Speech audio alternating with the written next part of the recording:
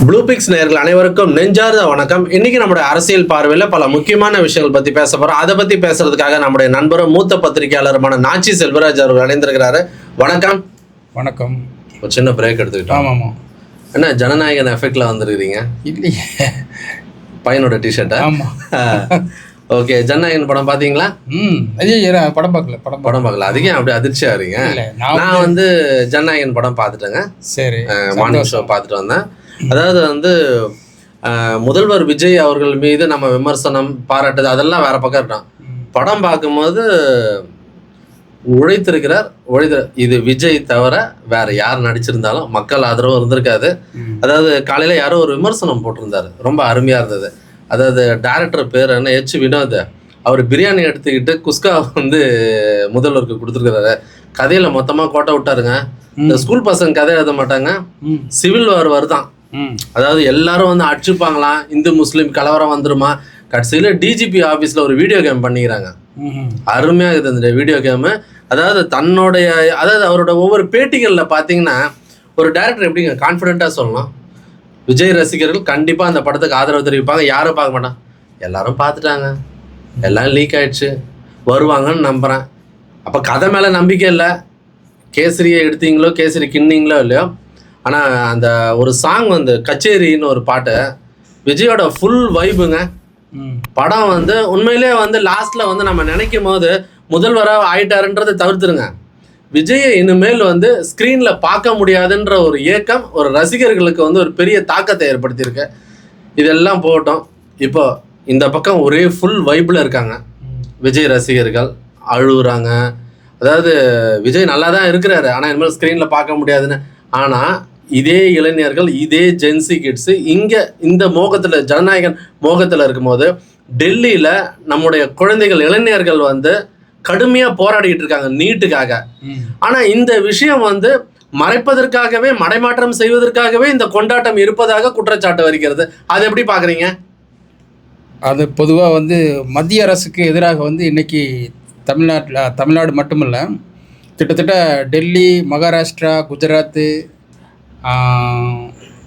உத்தரப்பிரதேசம் போன்ற ஒரு 6-7 மாநிலங்களில் வந்து பெரும்பான்மையான, டெல்லி தவிர, டெல்லி ஈக்குவலாக அங்கங்கே மாநிலத்தில் இருக்கிற ஒவ்வொரு பிரச்சனைகள் எடுத்து மக்கள் போராடி கொண்டிருக்கிறார்கள். இது வந்து இந்தியா முழுவதும் சில நியூஸ் எல்லாம், இந்த மாதிரி நியூஸ் எல்லாம் இருட்டடிப்பு செய்கிறாங்க. ஆனால் மக்கள் வந்து எழுச்சியோடு எல்லா மாநிலங்களிலும் போராட்டம் தொடங்கிக்கிறாங்க. அப்படிங்கிறது வந்து இதுக்கு வந்து ஒரு எச்சரிக்கை மணி பிஜேபி அரசுக்கு அப்படிங்கிறது தான் நம்ம பார்க்க வேண்டியதாக இருக்குது. ஒன்று. ரெண்டாவது, நீங்கள் டெல்லி பற்றி சொன்னீங்க. டெல்லியில் வந்து வரலாறு காணாத அளவுக்கு ரொம்ப ஆண்டுகளுக்கு பிறகு அண்ணா ஹசாரே வந்து இந்த மாதிரி ஊழலுக்கு எதிராக எப்போ இந்த மாதிரி போராட்டம் தொடங்கினாரோ அதுக்கு ஈக்குவலாக இன்றைக்கி வந்து நீட்டை வந்து ரத்து செய்ய கோரியும் எழுச்சி, அதே சமயத்தில் வந்து நீட்டில் உள்ள குளறுபடிகளை நீக்க கோரியும் வந்து இன்றைக்கி பெரிய போராட்டம் நடத்திட்டு இருக்காங்க. இதில் என்ன ஒரு பியூட்டின்னா, நாடாளுமன்ற குளிர்கால கூட்டத்தொடர் நடந்துட்டு இருக்கிற கேரளத்தில் ஒரே ஒரு நாள் தான் நடந்துச்சு. அதுக்கப்புறம் வந்து தொடர்ந்து அமளி தும்மளி அப்படிங்கிற மாதிரி போயிட்டு இருக்கிறனால எதுவும் செய்ய முடியல. அதில் வந்து இன்றைக்கி வந்து நான் தகவல் தொழில்நுட்பம் வளர்ந்துருக்கிறனால இன்றைக்கி வந்து எங்கெங்கே என்ன நடக்குதோ ஒரு நிமிஷத்துக்குள்ளே வந்து அங்கங்கே நடக்கிற சம்பவங்கள், இப்போ வந்து போலீஸ்க்கு எதிராக ஒரு செட்பேக் போட்டு அப்படியே ஒன்றும், அப்புறம் ஸ்டூடெண்ட்டுக்கு எதிராக ஒரு வீடியோவில் போட்டு ஒரு பக்கமும், இது என்ன நடக்குது, வெளிநாட்டு சதி எதாவது இருக்குதா அப்படின்ட்டு எதிர்கட்சிகள் மூலமாக சொல்கிறதும், ஆளுங்கட்சி என்ன பண்ணிகிட்ருக்காங்க, இது வந்து இன்றைக்கி வந்து தர்மேந்திர பிரதான் வந்து ராஜினாமா செய்யணும் அப்படிங்கிற எல்லா இதுவும் வந்து போயிட்டுருக்கிற நேரத்தில் வந்து இந்தியா முழுவதுமே ஒரு திருப்பி பார்க்குற வச்சுருக்குது இந்த போராட்டம் அப்படின்னு தான் நான் பார்க்கணும். இது சாதாரண போராட்டம் இல்லை. இன்றைக்கி வந்து இளைஞர்கள் அது வந்து, அதாவது கோக்ரேஜ் ஜனதா பார்ட்டி வந்து இன்றைக்கி வந்து யார் இவங்க அப்படிங்கிற அளவுக்கு கேள்வி கேட்குற அளவுக்கு வந்துருக்குது. வர்ற எலெக்ஷனெல்லாம் இவங்க வந்து நிறையா ஃபார்ம் ஆவாங்க அப்படிங்கிற மாதிரி ஒன்று போயிட்டுருக்கு. ஏற்கனவே வந்து அதாவது பிஜேபிக்கு வந்து 3 தடவை ஜெயிச்சிட்டாங்க, அப்படி 4வது தடவை ஜெயிப்பாங்களா அப்படின்ட்டு இன்னும் போயிட்டுருக்காங்க. ஏற்கனவே 35 சீட்டு ஜெயிக்காமல் வந்து தள்ளாட்டிகிட்டு இருக்கு நாடாளுமன்றத்தில், ஒரு மெஜாரிட்டி இல்லாமல். இந்த சூழ்நிலை வந்து இந்த கட்சி வந்திருக்குது, அதாவது கோக்ரேஜ் ஜனதா பார்ட்டி வந்திருக்கிறது எல்லாத்துக்குமே ஒரு அரசியல் அரங்கில் வந்து ஒரு பெரிய தாக்கத்தை ஏற்படுத்துவாங்க அப்படிங்கிற மாதிரி இருக்குது. இது யாருக்குன்னு ஆர்கனைஸ் பண்ணுறது யார் என்ன அப்படிங்கிறது புள்ளி விவரங்கள் தெரியாமலே இந்த அளவுக்கு ஆர்கனைஸ் ஆகுறாங்கன்னா இது மிகப்பெரிய ஒரு மாணவர்கள் சக்தின்னு தான் பார்க்கணும். ஸ்டூடெண்ட் சக்தி வந்து வேற லெவல்ல இருக்கு. ஆமாம். அதே மாதிரி அந்த மாணவர்கள் மீது காவல்துறையோட போக்கு வந்து அராஜக போக்கு, அதற்கு கண்டனம் தெரிவித்திருந்தேன். இந்த விஷயத்துல அந்த சீக்கியர்கள் அமைப்பு ஒன்று வேற லெவல்ல இறங்கி அடிச்சிருக்காங்க. இன்னொரு விஷயம், ஒரு பையன் அந்த காங்கிரஸ் ஜனதா பார்ட்டியா அந்த அந்த விங்ல சண்டை போடுறான். மோடிக்கு எதிராக, பிரதமர் மோடிக்கு எதிராக ஒரு கருத்து தெரிவிக்கும் போது அந்த சீக்கிய இளைஞர் நடுவுல புகுந்து பேசுறாரு. இன்குலாப் ஜிந்தாபாத் சொல்லு, பாரத் மாதா கி ஜெய் சொல்லு. ஆனா மோடி பத்தியோ காங்கிரஸை பத்தியோ மத்த எதை பத்தி பேசுறதுக்காக வரல. நீ அங்க நின்று போராட, அவங்க இங்க வராம பாத்துக்கிறோம்.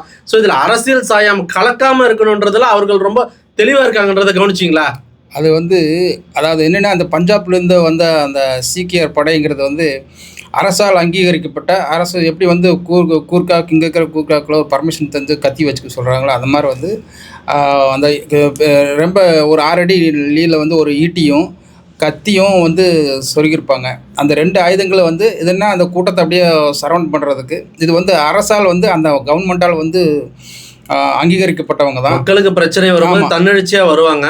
இதனால வந்து உண்மையாவே வந்து டெல்லி போலீசார் வந்து கொஞ்சம் பின்னடைவு ஏற்பட்டிருக்காங்க. டெல்லி போலீசார் மன்னிப்பு கேட்கிறாருங்க, அடிச்சிட்டாரு. கிரௌடு வந்தோடனே அந்த சீக்கியர்கிட்ட போய் கையெடுத்து மன்னிப்பு கேட்குற வீடியோ வெளியாகிருக்கு. இதெல்லாம் பார்த்தீங்கன்னா ஒருத்தர் கூட அங்கே நேம் பேஜ் இல்லை. இதில் வந்து ஆர்எஸ்எஸ் வந்து குழு உள்ளே போயிட்டாங்க அப்படின்ட்டு ஒரு ஆதாரப்பூர்வம் போட்டுருங்க. ஒருத்தக்கு வந்து கம்மல் போட்டு வந்து லத்தி வச்சுட்டு வர்றான். அவன் யார், போலீஸா இல்லை ஆர்எஸ்எஸ்ஸா? ஒன்று. ரெண்டாவது வந்து ஒரு செப்பல் போட்டு ஒருத்தன் வந்து இப்போது போலீஸோட லத்தி கொடுத்துட்டு அடிக்கிறான். இவங்கெல்லாம் யார் அப்படிங்கிறது. ஸோ வந்து எந்த ஒரு அதாவது அரசுக்கு எதிராக வந்து போராட்டங்கள் வெடிக்கிற போது இந்த மாதிரி சமூக விரோதிகள் ஊடுருவது வந்து சகஜமான விஷயமா இருக்குது. இதில் வந்து ஆளும் கட்சியான பிஜேபி வந்து இந்த வேலை செஞ்சுக்கிறாங்களான்னா ஆமாம் செஞ்சுக்கிறாங்க அப்படின்னு தான் சொல்லணும். ஏன்னா ஆதாரப்பூர்வமாக அங்கே வந்து ஸ்டூடெண்ட் எடுத்து காட்டுறாங்க. ஒவ்வொரு இடத்துலையும் உள்ளே வந்து ஸ்டூடெண்ட்டாகவே மாறி ஸ்டூடெண்ட்டுக்கு எதிராகவே வந்து அடிக்கிறது. அவங்க வந்து ஒழுங்காக அமைதியாக உட்காந்துருக்கிற போது அந்த இடத்துல போய் ஒரு போலீஸை எடுத்து அடிக்கிறது, அவன் வந்து இப்போ திருப்பி அடிக்கிறது. இப்படி வந்து நிறையா ஸ்க்ரீன் ப்ளே பண்ணி நிறையா பண்ணிகிட்டு இருக்காங்க. இது இன் பிட்வீன் இந்த விஷயத்தில் வந்து அங்கே வந்து வில்லன் நடிகர் பிரகாஷ் ராஜ் கலந்துக்கிட்டதை வந்து உண்மையாகவே அது அவர் ரியல் ஹீரோன்னு சொல்லிட்டாங்க. Real hero. அதாவது அதுக்கு அதனோட தாக்கம் என்னென்னா, அவங்களோட பெண் நண்பர் ஒருத்தர் இருந்தாங்க, ஒரு லேடி, சின்ன வயசுலேருந்து அவங்க வந்து ஆர்எஸ்எஸ்க்கு மிகப்பெரிய எழுத்தாளர். அவங்கள வந்து பெங்களூரில் படுகொலை செய்யப்பட்டார், கௌரி சொல்லுவாங்க. அவங்கள வந்து அந்த தாக்கத்துலேருந்து அவரோட மனசே அப்படியே மாறிடுச்சு. பிஜேபிக்கு எதிராகவே அப்படியே அங்கே அப்புறம் கருத்துக்கள் வைக்கிறாரு. என்னோட பெண் நண்பரை வந்து இப்படி கொண்டுட்டாங்க வீட்டு வாசல்ல நின்று, உங்களுக்கெல்லாம் ஆண்மை இருக்கா, ஒரு பெண்ணை போய் இப்படி கொண்டுக்கிறீங்களேன்ட்டு அப்புறம் தான் வந்து அவர் போய்க்கிறார்.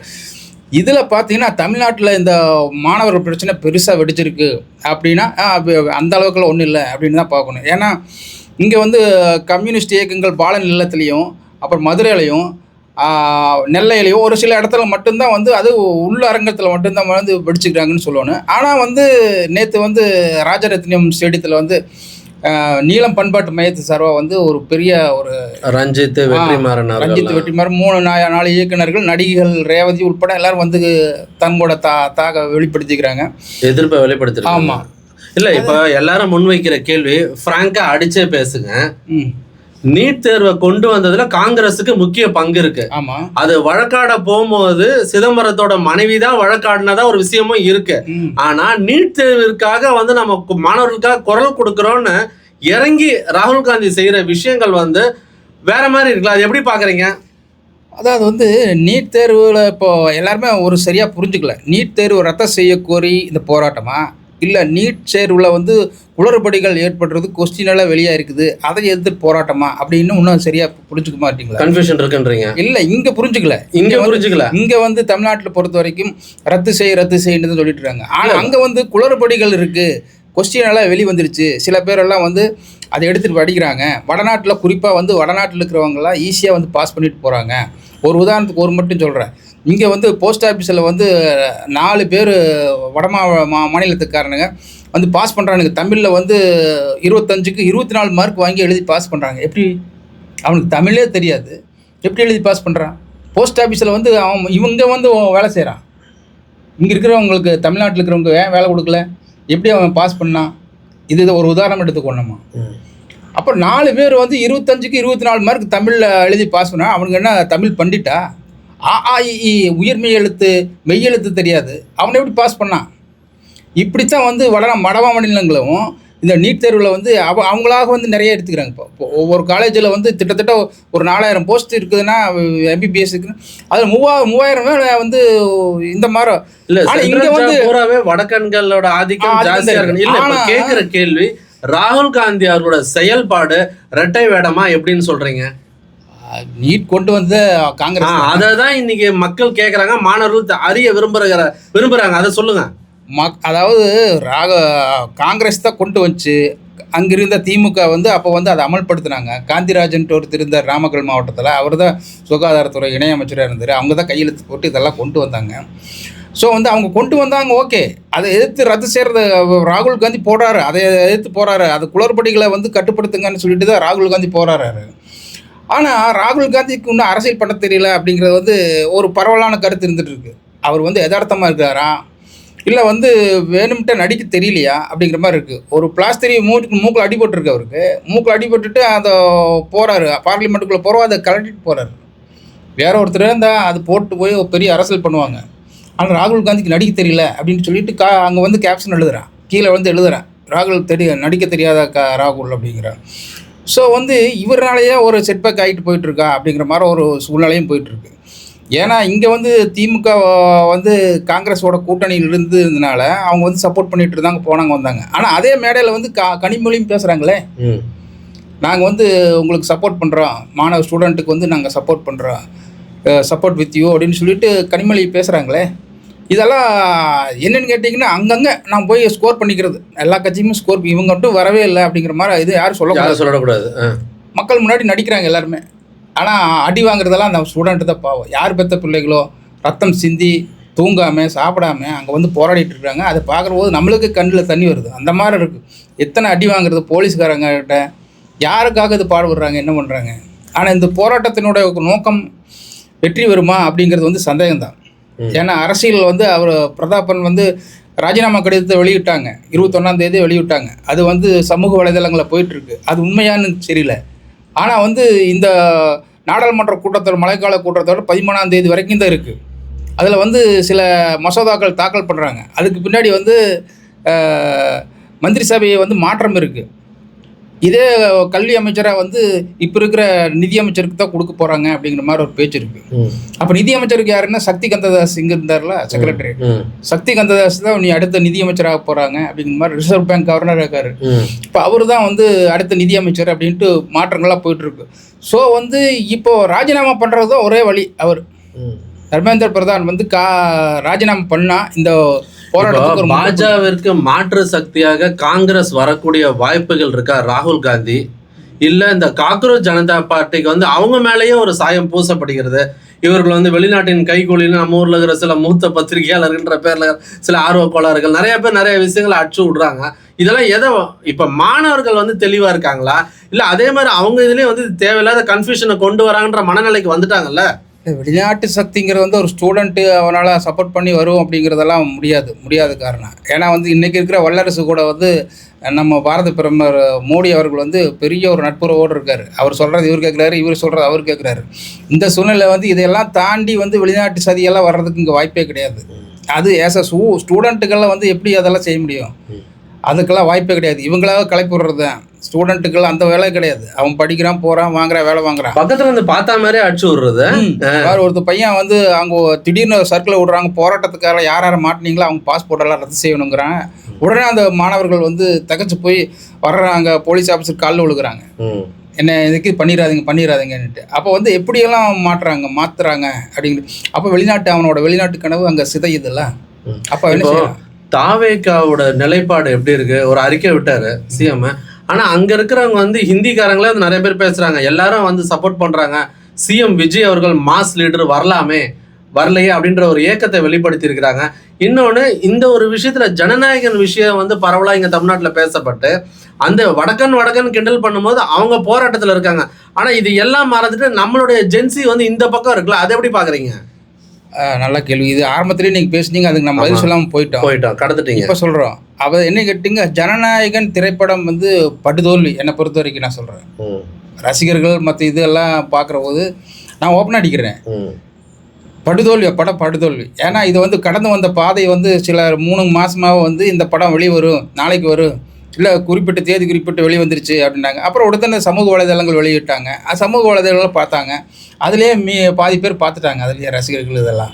ஆனால் இன்றைக்கி பார்த்த அந்த படத்தை வந்து திடீர்னு இப்படியெல்லாம் ஒரு மேஜிக் பண்ணி மறுபடியும் ஒரு ரிலீஸ் பண்ணுவாங்கன்ட்டு யாருமே எதிர்பார்க்கல.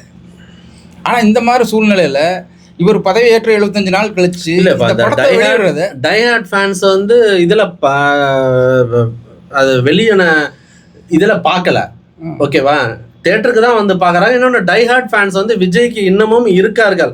அதுவும் இல்லாமல் அவங்களுக்கு வந்து லைஃப் டைம் அச்சீவ்மெண்ட்டாக இருக்குது. அப்போ வந்திருந்தாருன்னா தளபதி விஜய் மட்டும் தான் வந்திருக்கோம். இப்போ வந்து முதலமைச்சர் மாண்புமிகு தமிழக முதலமைச்சர் வர்றது எங்களுக்கு ஒரு பெரிய சாட்டிஸ்ஃபேக்ஷன், போனஸ்ன்னு சொல்கிறாங்க. ஸோ இதுக்கு மேலே அது வந்து தோல்வியானது ஃபினான்ஸாக கஷ்டப்படான். இங்கே கதையில் கோட்டை விட்டார் நம்மால். 1977 இது சொல்லித்தான் கொண்டு வர வழி இல்லை. எம்ஜிஆர் வந்து முதலமைச்சர். அப்போ 2 படம் பெண்டிங் இருந்துச்சு. மதுரை மேட்ட சுந்தரபாண்டியன், மீனவ நண்பர் 2 படம். 2 படமே அவர் முதலமைச்சர் ஆனதுக்கப்புறம் ரிலீஸ் பண்ணாங்க. எப்பவும் போகிற மாதிரி ரஜினி அப்போ வந்து எம்ஜிஆரோட படம் அந்த 2 படமே போகல.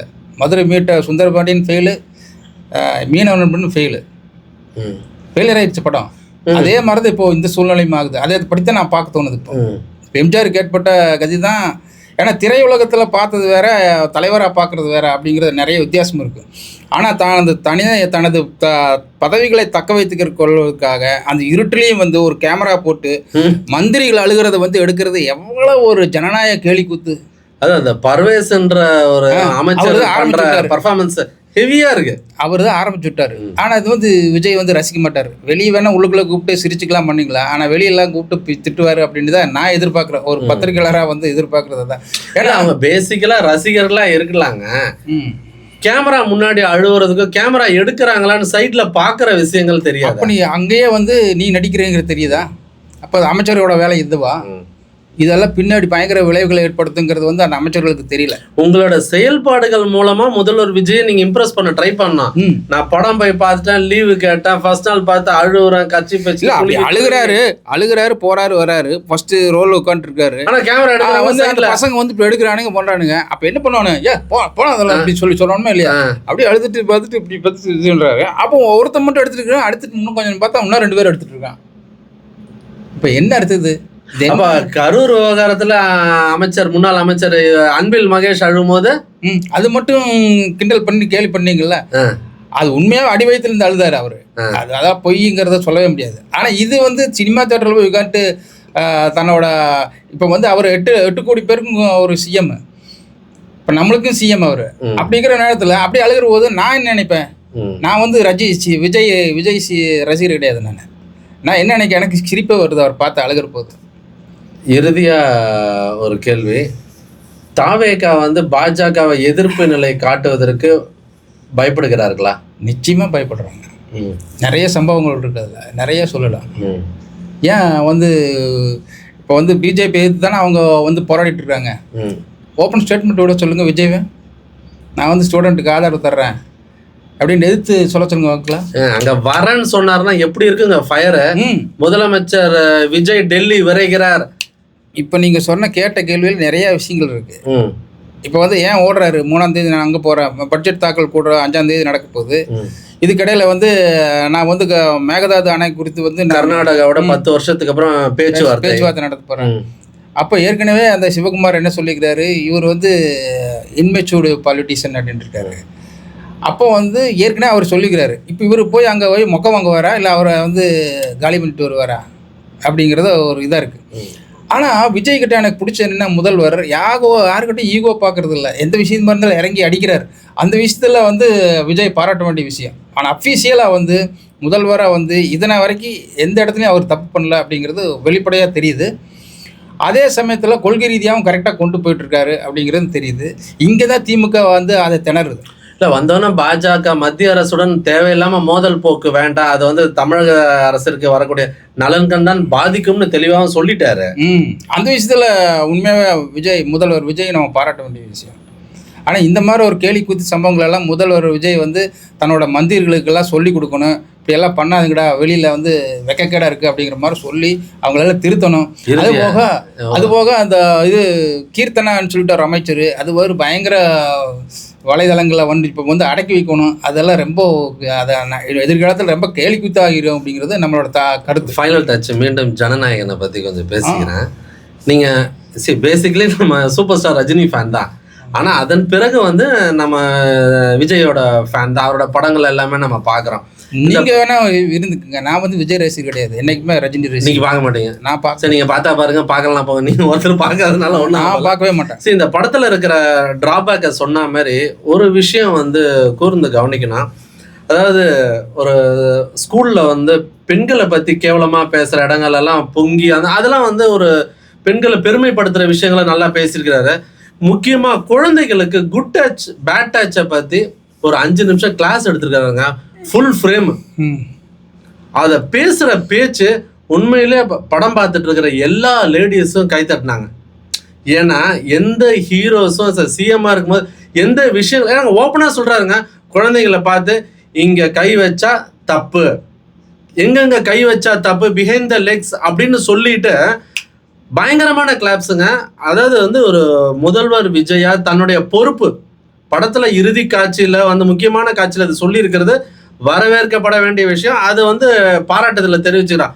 ஆனால் இதே மாதிரி இன்னொரு ரிக்வெஸ்ட்டு, உங்கள் அமைச்சர்களும் சரி, இதே இந்த ஜென்சி மக்களும் சரி, இந்த சோசியல் மீடியாவில் கிறுக்குத்தனமாக உளறுவதையும் கிறுக்குத்தனமாக பேசுகிறதையும் நிறுத்திங்க.